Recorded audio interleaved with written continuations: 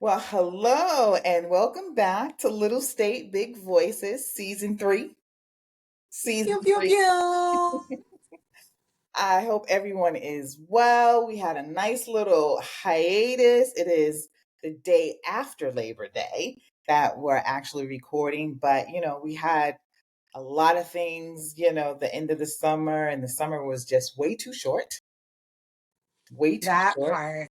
Way too short. I don't feel like I did much this summer because my mom's 75th birthday was the 31st, and we've been planning for that since January, and very happy to have that over. It was a great day though. Okay, Shahida's being mad humble. She did the thing with that. That was like, and we can get into like more about it like another time, but it was just like so customized and so tailored to your mom, who first of all, 75 where? And 75 where? she looked Okay, looking she all of said, 35.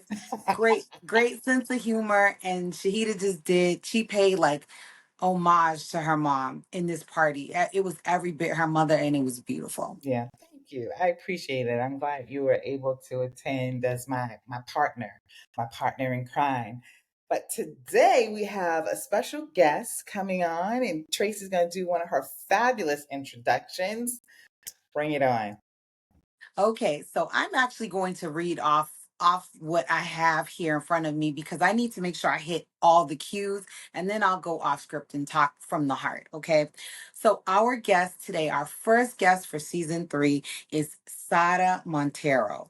And you can tell from that little spice in the name that there's something there. We're talking about a Cape Verdean queen, okay? So Sara is an African, Cape Verdean, African American, Providence native. Her focus and talents have been utilized to provide quality service to underrepresented see, yeah, I'm doing it already. I'm trying to rush to the good parts. To underrepresented communities by way of education and community organization.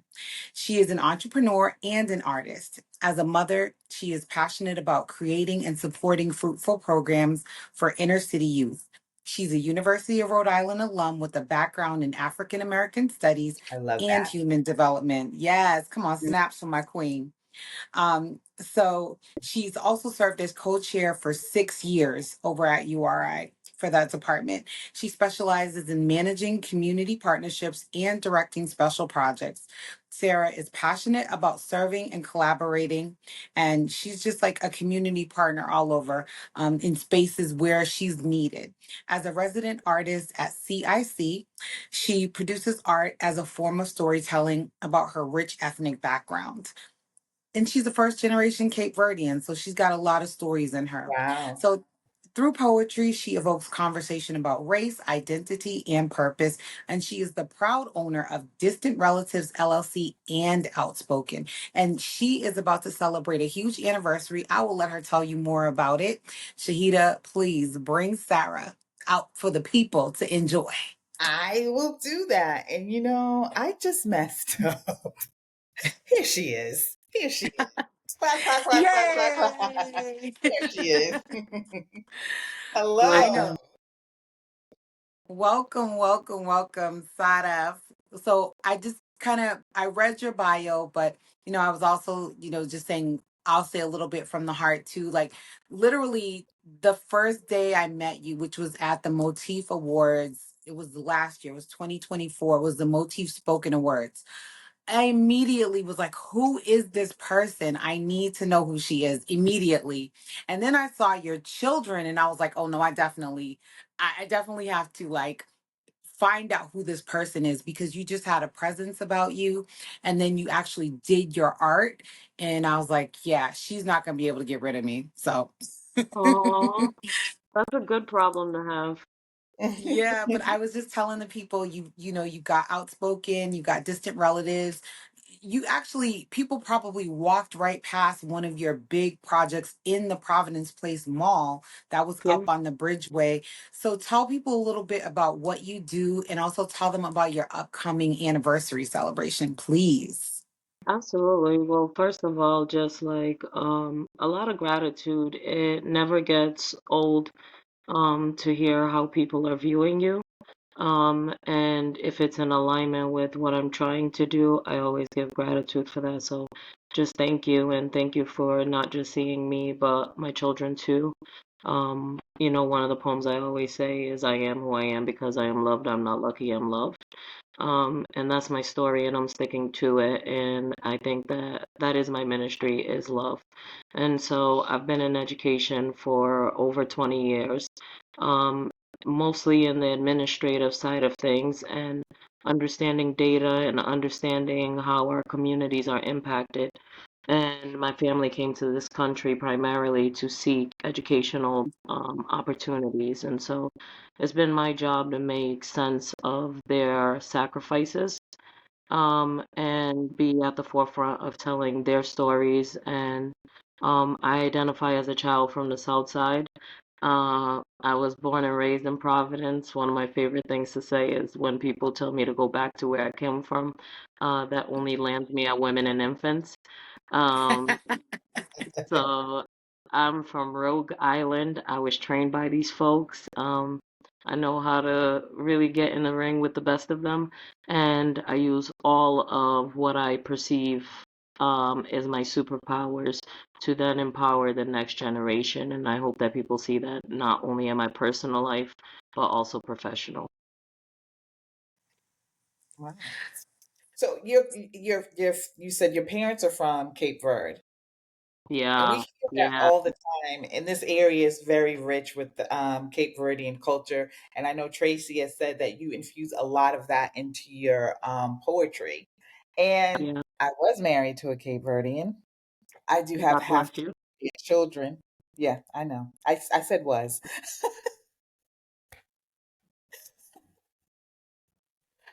Anywho, Anywho, no, I'm just teasing. But it's one of those things. I'm really wanting my daughter, who his family after his grandmother was actually from Cape Verde, and I really want her to get more into the culture. Or actually, all of my children to get more into the culture. And so, in your bio, I know you said you do a lot of history on that. You tell a lot of stories about that. Where can people find you in your Yeah, work? so and I hope that the information is bigger than me. So the main starting point of understanding any kind of origin of Cape Verde would be to understand our liberator, Amika Cabral. I identify as a student of his work the same way as I identify as a student of Malcolm X. I identify as a student of Garvey. And so I would say Cabral is a great starting point. On top of that, I always encourage people to go straight to the source. And so making time to go to Cape Verde and just drawing Mm, your own assumptions and mm, not taking what other people prescribe to you would be a great way. Um, I want to shout out Mila, which is a Cape Verdean learning platform happening out of Massachusetts by Jaffa.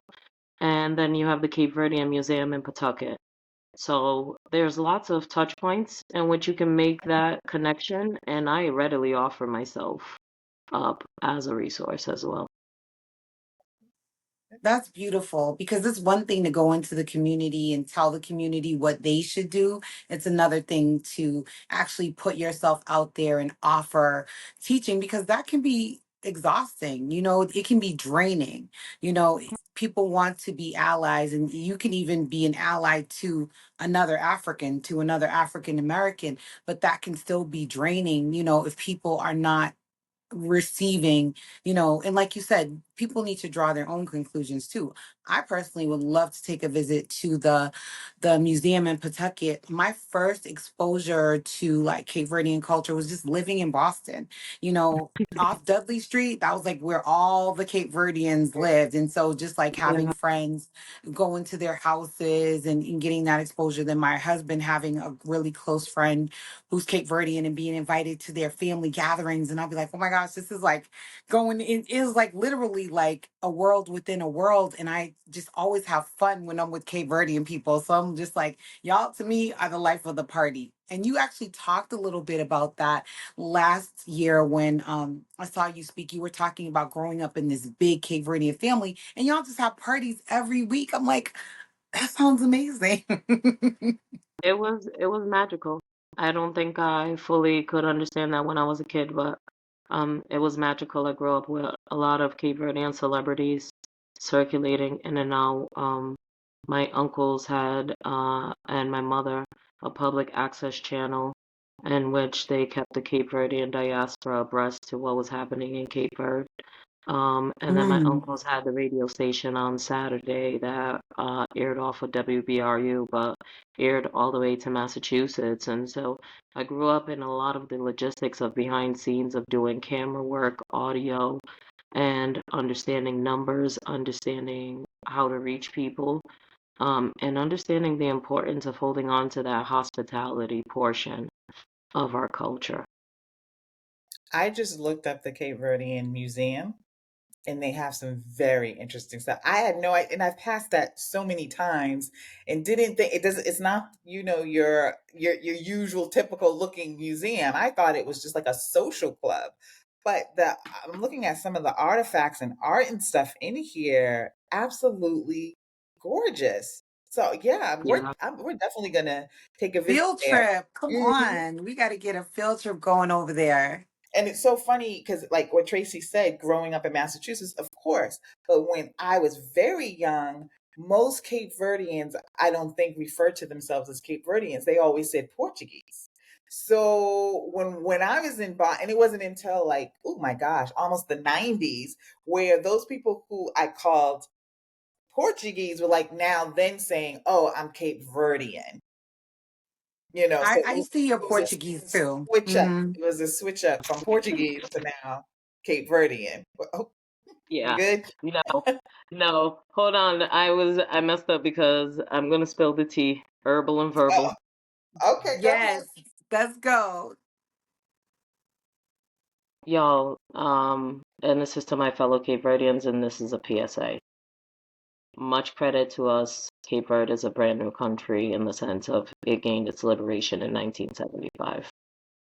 Mm. Outside of that, I would never find an American who readily identified as British. There's something colonized and perverse about identifying as your colonizer. With that Hmm. said, there are some Cape Verdeans who ethnically and by blood are 50% Portuguese, right? And Hmm. we vary, and the structure of race is not enough to explain who we are. But Cape Verde is off the west coast of Africa and largely inhabited by Africans before and used by Africa as a respite place before the Portuguese felt like they needed to colonize it and make it their property. They didn't just colonize land, they colonized bodies, they colonized minds. Hmm. Um, One of my revolutionary acts is to not colonize my tongue and speak their language, which still by far we are fighting as a people. Where Cape Verdeans have a pidgin language, have a language that is documented, written, spoken, and read, but in still mentally we're colonized. And those are the things that I use my poetry to call out on the mat. I call it out on the mat that Cape Verde is that it's so embarrassing to me that I belong to two countries who United States voted against, stopping the invasion of Palestine, and Cape Verde abstained its vote. And Really? two I mean, like, countries that should know and understand freedom It brings me great embarrassment to my spirit and to my ancestors and to our liberators that that is the path that we have taken. But we can see on a global level that there is an identity crisis. And that is not just impacting Cape Verdeans, it's impacting Americans on a large scale, it's impacting globally because slavery largely interrupted identity.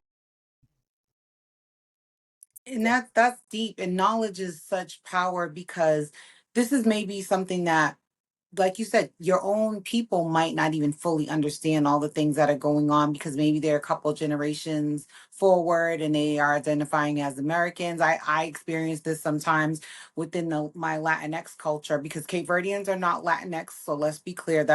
Cape Verdeans are Africans. Latinx are African descendants, also very mixed up. It's all very crazy because even within our cultures, we have this color line issue. We have the nonsense, and like you said, it's like understanding who you are, where you came from, what you look like in the mirror, and what your grandmama and your great grandmama and your great granddaddy looked like, because you might have someone that's Caucasian presenting, and 2 3 generations ago they were blackety black. That means you're blackety black too, and we need to carry that tradition on and let our kids know, like, we are so much stronger together. African Americans, Latinos, Mhm. Cape Verdeans, Caribbean people, people who Samoans, whoever.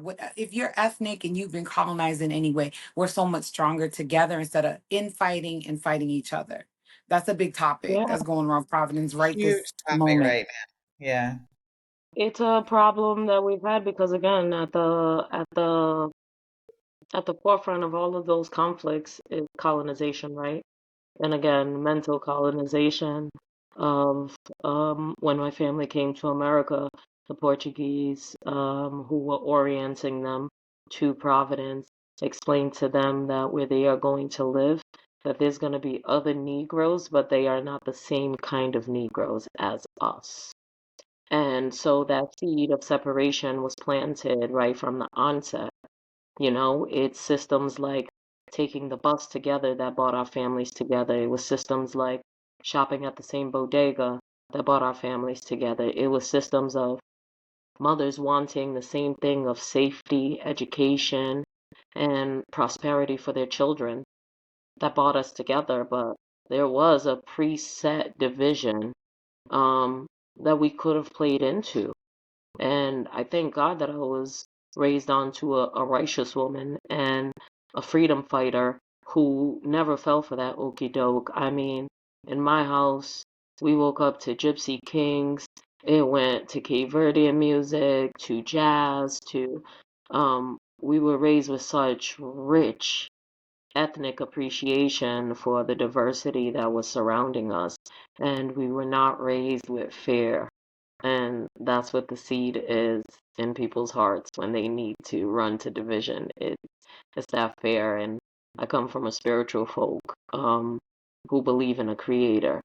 And so I don't play into the narrative, and I think it's dangerous to even give the narrative attention. I Mm. agree. Tracy and I, we've been talking about it back and forth for the last couple of weeks, and you see all this division online. And I think it was it Marcus Garvey or it might have been Malcolm who taught you to hate yourself. Hmm. And in time, hate yourself, but hate other people that look like you. So you're all fighting to have an assimilation to these people that hate all of you, but it's easier for them to get more out of you if you're fighting each other. Yeah, You don't Hmm. because fight the you. matching of pain is so weird, and wanting to be crowned victim is so sad. Mm-hmm, mm-hmm. And So, clamoring for that so tell us a little bit attention. more about, Yeah. yeah, Go ahead, your Chef. poetry and your event that's coming up. Yeah, I love that.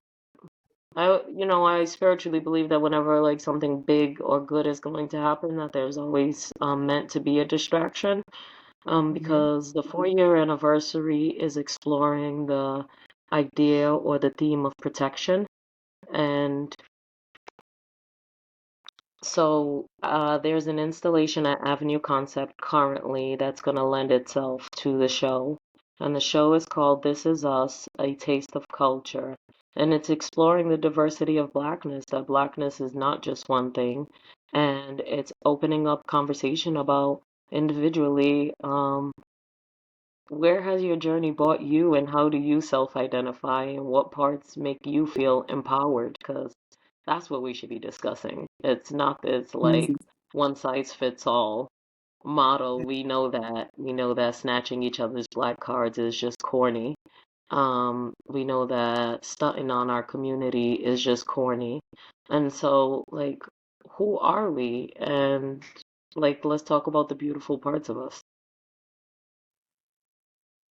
And Okay, so that sounds great. your event is coming up September 12th. So people can actually get tickets to that event. They can come and celebrate your 4 years strong. And you are out, like you're outside here in Providence. One thing I didn't even remember to mention when I was reading your bio is that you are a TEDx Providence speaker. You've actually hit the TEDx stage and brought your culture and your your conversation, distant relatives to the state, like to the world stage. So talk a little maybe about what you spoke about in your TED Talk and how that ties into what people are going to be experiencing from you going forward. Um, Ted was an amazing experience, but again, I go back to gratitude of the rest of the world only now knows the sermon that I have been having with my students and with the youth for years, which is love yourself, love what you come from, fix the parts of you you don't like. And so, TED Talk was an amazing platform to bring that message to. But I also want to shout out stages like Pachakacha, who have sought me out and given me opportunity. Um, I am a firm believer of equity, and I don't believe in chance, is why I built my own stage. And, by the grace of my creator, I've been talking that talk for 4 years, um, and it's gaining traction, and um, it's led to so many other facets of. I recently became ordained to minister weddings and did my first wedding. Um, Wow. and I'm very much into not just the verbal way of talking, but the installations have been a beautiful way of me telling my story. So, thank you for mentioning Providence Place Mall and the installation on the walking bridge. That was an homage to women and an open love letter to women, for Women's Month. And then I have another installation at Tough PVD at Hope Artist Village. And that was the kickoff to This Is Us. And now I have the installation at Avenue Concept. And I've been a resident artist at CIC and have my third installation there as well too. And I've been there for 4 years. So the road has been massive and abundant and great. And I have some fun news for you tonight that I just said yes to the dress to Avenue Concept to decorate one of the electrical boxes in the city, um, Yes. with the distant relatives print. And so the road just keeps getting more fun. And then, like Tracy Yeah. said earlier, you are raising two other poets. Yeah. Two other Tell us about your creatives. Like sons. poet is like too small of a label for the like Too these small. kids have Okay, star I'm power. sorry. I'm so sorry. I didn't cut you off Really? because See, and I miss I'm like them. I love those kids. They are amazing human beings, and I am grateful to be entrusted to be their kind of tour guide in this journey we call life. My firstborn, I think, readily identifies as an athlete. The boy started dribbling a ball as of the age of 2, and enjoys basketball, ice hockey, has a crazy freehand game. He explores art as his own passion, but has been an entrepreneur and cooperating with many entrepreneurs of Rhode Island for 4 years. and that's my Noah. And my second Oh. born and the youngest, Noah is 12, Hmm. and the youngest is 11, and I think he's a lot more forward facing to community. Hmm. Julius, at the age of 3, told me he would be an artist, and he hasn't stopped. He's gone from being a jewelry maker to having his own company called Good's Good for You, where he's exploring vegan bacon, to now performing both music and poetry. And this year he's done Rhode Island Kids Count, Rhode Island Fashion Week, Juneteenth, and he is the local homie to everybody. That's excellent. That's excellent. I'm so impressed. I'm like, I need to step my game up with my old self. And they These can 12-year-olds dress. out here doing the thing. Let me tell you, baby, Listen, don't they come start in none, there won't dress. be none. It is a load. The I can drip is imagine. what gets me. It's like it's just a presence. Like you guys have, when people talk about spirituality and you feel people's spirits and their souls and like auras and stuff, like you and your kids just have this like Trinity aura that I love so much. And the more I'm around you, the more I want to be around you. Then I heard her sister sing.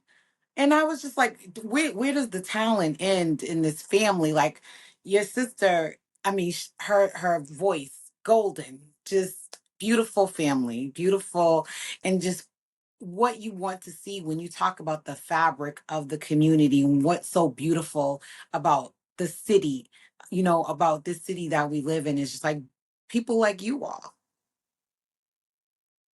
Um, that's why I have to credit everything back to ancestors, back to our elders. My children come from strong lineage, and it almost makes me emotional to try to tell you because the burden feels the same in knowing like whose children I'm really raising.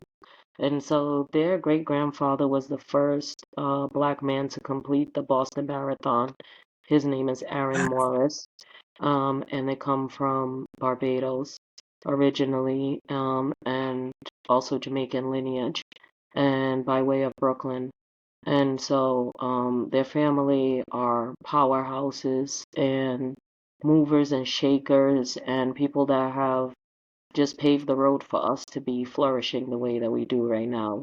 And by way of my mother's side, um, her godfather was our first democratically elected president of Cape Verde, Antonio Mascarenhas Monteiro, and a mentor to me from young. And so I think it took Wow. me being an adult to realize that I had access to a president, right? Growing up, I had access to music, I had access to entertainment, I had access to culture. And for that, I feel indebted. Hmm. That's good, paying homage to your ancestors and the people before you. That's excellent. I'm blown away. It's like goosebumps, right? Blown away. Mm-hmm. Mm-hmm. But So it's yeah, just it. Oh, go ahead, Sheeta. no, no, no. I was just saying, and and you're very humble in all that you do, all your endeavors. Just hearing about that education piece, because one of the things that I'm pretty passionate about now, especially since they're talking about book banning and taking certain things away from our history and not teaching our history in school. We did an interview with a sister from New York, and she did, was it Boys Town? What is the name of her Oh organization? yeah, Cindy from the boys' room. Yeah, the Boys Room. And I was so impressed with her and reading some of the stuff that I know that, you're into, but how imperative it is now for us, even though our children might go to these other schools, educating them, you know, and educating them Yeah. about where they come from. I'm looking at some of these people like Snoop and these rappers who, like, I think you were failed in a generation that did not teach you really, other than Malcolm X, other than Martin Luther King, the real struggle and accomplishments and of, Black people in this country. And that's part of like what you're trying to do. Can you just a blurb on just how important it is to teach our youth now in this day and age in 2025. I think I'm gonna rock the boat a little bit though. Go ahead, rock I don't it. think colonized minds can create liberation. And so what we have are people who are far more fascinated with name brands, corporations, than tending to their own garden. And as a parent at the height of quarantine, I decided to snatch myself all the way out the system. So maybe something I don't talk about is how I'm kind of like an on-land Rasta, where like if it's Babylon, keep it from me. And that has come in the form of me not going to a workplace for 3 years. That has come in the form of me homeschooling my kids for 4 years. Hmm. And me making it abundantly clear that we are not here to consume, we are here to create. And so um, it's been a journey of shedding and letting go. And a lot of that is not belonging to a lot of different worlds, a lot of associations. It's really deeming the work spiritual rather than how I earn my money. And a huge desire to want to pass on only clean work to my children. Hmm. When you say clean work, what does that mean? That means as an educator, I couldn't keep sitting behind a desk where I know we're fudging numbers to create narratives. I know that data is not helping Black children. I know that disciplinarity is still inequitable. I know that kids are going to school and never seeing themselves. I decided to stop trying to interrupt a system and become my own system. I love that. I agree with that wholeheartedly. I feel like a lot of people are not able to do that, to teach their own. I know my daughter-in-law, she homeschools my granddaughter, uh, but she's gotten to that position where she could. A lot of people, my mom is an educator. She was a teacher, a, um, a principal. I am not. I am not an educator. I And am. that's okay. That's really okay. I'm not saying homeschooling is for everybody, right? What I am saying though is like that education is not equated to four walls, right? That it's That's like what I when was we go about on to say. family trips, Mhm. right? If we're going to Jamaica, we're gonna learn about Jamaica. We're gonna learn about its liberation. We're gonna learn about its ethnic foods before we go there. We're not gonna be culture vultures to other brown people. Mhm. I I agree. love And that's that. that was I gonna say. I don't consider myself an educator, but when you have children and you have grandchildren, you have to put You're an yourself, educator. you send them to these schools, they have to come home to you and you have to ask a lot of questions and you have to instill in them that self-worth because they get that taken away every day. It's chipped at them some sort of way. And one thing that you hit on is that we've become a culture that is obsessed with stuff Yeah. or with telephones, and we really have to, as a community, kind of say, okay, we need to take a break. We need to all be teaching our children like we did at one point. We all need to be educating our children. You know something, you teach that. You know something else, you teach that as a community. And I feel like that is the only way we get back this generation is kind of like all hands on deck. Yes. And Shahida, you have a family history of that. So Shahida, her mom, Shahida's a child of the 70s. So her mom and her friends, they got together and they did like a Saturday program, right? And they brought you Black Mhm. literature and they brought you Black history and just like that whole Black is beautiful atmosphere. And that was like a Saturday program that, was completely optional slash Just mandatory because volunteered mom. y'all were going regardless and you were gonna get We that Yeah. dropped word. off at East Italian. And my Yeah. And version that's of that, Saturday. yeah, exactly. And my version of that Yeah. was that I went to predominantly white school. So, where was I going to get that nourishment? Who was going to pour into me? I was blessed to have a medical director who coincidentally is a Cape Verdean man, Manuel Fernandez, and Mhm. assembled a team of other Cape Verdeans, our in-house medical director, our medical liaison, all Cape Verdeans. He brought in all of those folks. And these people, they created a program called Efficacy. And every Wednesday after school, I mean, we were grumbling because we wanted to go home. We wanted to, go outside and play. They were like, no, you're going to get this hour of learning about yourself, who you are, where you came from, where the heck you plan on going. And to this day, this man is like so integral in the woman that I've become because he gave us that experience, which I might not have gotten otherwise at this predominantly white school. At this school where I was maybe one of one in a classroom or something like that. So we I need that. want We have to to do that. really shout out Medco. I've done amazing work. I want a huge shout out to Latifa. I've done works in Hopkinton, and then so then I was called by Medco, and they gave me one of my greatest opportunities. I mean, you want to talk about Ted? I love Ted, but he don't pay. Uh, Medco hired me as their keynote speaker, and I had one of my most phenomenal experiences with them, and love the work that they're doing. Yeah, the board now looks a lot more diverse at Metco than it was before. There's some white folks on there, there's some black folks on there.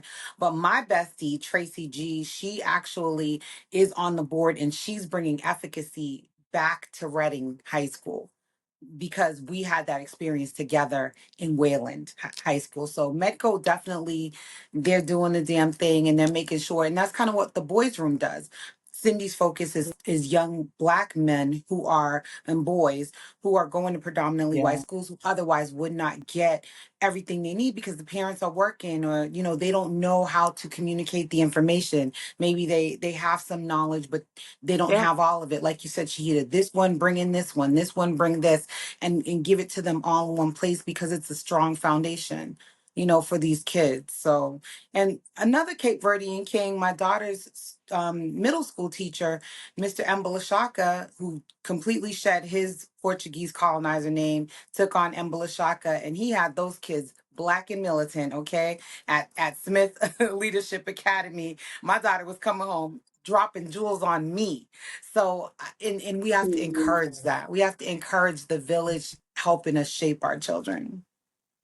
it takes a tribe, and that's not a cliche. That has to be intentional. That has to be at like I I find it perverse that we know how racism works and how harmful it is, and that we still leave our kids in a lot of contact hours with racism. Mhm. Yeah, it is. With I, no I preparation. Speaking of Mecca, I went to Mecca, like she said, I'm a child of the 70s.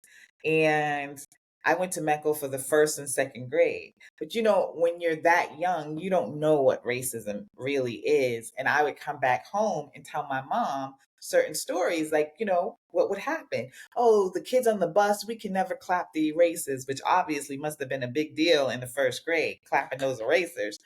The kids on the bus can't do this, or the kids on the bus aren't allowed to. We don't have outbursts or anything like that. And so after 2 years, my mother took me out of Mecca and put me in a black run Catholic school. So the archdiocese actually paid for my school, and it was all based on what's Swahili, learning Swahili, the all the Black history. So from the third up until the ninth grade, that was my education. And I always commend the women of the 70s because they understood exactly what you said. You're not going to have my babies in these schools and these women were horrible to us. I said Yep. to Tracy one time, I was like, how could you be mean and nasty to this 6-year-old cute little face? And they could be. They could Just be, and rotten they because your light is so bright. Your light is so bright and to the point that it blinds them. I've been a practitioner. I have worked in kindergarten all the way through colleges, And boy, are we born with the drip, and boy, do they know it. Mhm. And they do their best to tear that down, and you see that now. You have to consistently be, even if you are not a full-time teacher, you have to be a full-time advocate for your child in these schools. You need And to it be Yes, makes a up my there family difference. never. They never completely let us all leave the home without prayer. Like praying Mhm. over us, a prayer of protection. We wear Yes. protective beads on us. We knew as children, there's a Cape Verdean tradition that if you feel like there's evil spirits or wrongdoing next to you, they call it finca canyoto. It's just a gesture like this, but it kind of safeguards the spirit. And so it's that of like, how do you even make your children feel protected before they leave? Because being naked in front of the enemy is crazy. Yeah. Hmm. So you bring up another thing that I've been noticing on the internet, and just the conversation that I've had with like my daughter and other people from different countries. We were taught Christianity as, enslaved people, and Hmm. that our cultures and the things that we did for protection and honoring our ancestors, that we were taught that those were, what's the word I'm looking for? Not like devil worship. Some people call it devil worship, uh, but not of Christian value. And you, as especially your artistic side and being so connected to your guide, there are certain things in your Cape Verdean culture that we might look at in American culture or Christianity culture that, oh, that's kind of like sacrilegious.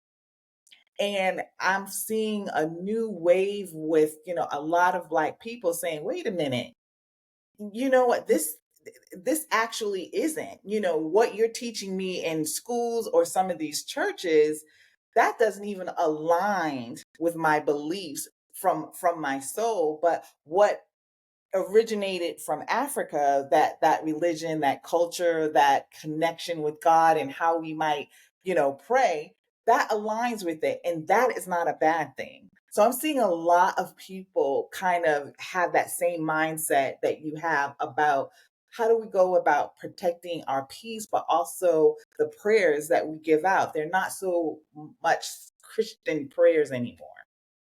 You get what I'm saying? I know I went on a Yeah, tangent. no, no, I get it. I get it, Mhm. and I want to go on record by saying I was raised rigidly Catholic, and I had to rebel against Catholicism to reach me.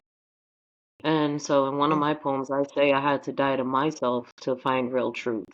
And that came by Hmm. way of me studying in the Virgin Islands, with Rastas in St. Croix. And that was my beginning of my journey of enlightenment. And it brought me back to spirituality, where again, for me, loving my creator wasn't equated with four walls. It was more equated with being in nature. It was more equated in providing food for loved ones. It was more equated in operating within spiritual law. And so, Mhm. um, I think it is a journey, and I want to say that I had to go on that journey. I wasn't readily. I choose to acknowledge the more African traditions of our culture now, but it's not because I Mhm. wasn't raised with. Mhm. I am Catholic so that I can tell you every prescribed prayer. I've done my baptism, confirmation, first communion, the whole kit and caboodle. I can tell you about all the saints and all of that good stuff. I just chose a different path. Yeah, And I we're get it. learning and it's Totally being get it. uncovered that those saints are really African gods. So whoever didn't know that, maybe you're learning that in this moment. You're today years old. But a lot of those saints, those Catholic saints, are based on African gods and goddesses. And they were, Oh, used I didn't know. to. Yeah, so that's actually a thing. So a lot of things like Santeria, which people, frown upon, or quote unquote voodoo, which is actually from the word voodoo, which comes from Benin in Africa. A lot of Haitians are originally ancestry based out of Benin. So when I went to West Africa I got my own spiritual enlightenment. And I love that you used enlightenment because people really want to attribute that strictly to Asian culture, like getting enlightened and Buddhism and things like that. You can certainly go to the Caribbean and Africa and have a journey of enlightenment and have your eyes open. There were voodoo churches directly kitty corner to Catholic churches, and that was not a conflict of interest. People understand that there's overlap there, and Mhm. that magic or spirituality is not even necessarily good or evil. It's how you use that power that you are manifesting. And even just your words, Sarah, we words have power, words have energy. So what you're doing is speaking positivity, it's speaking um you know manifestation, all of those things is like laws of nature.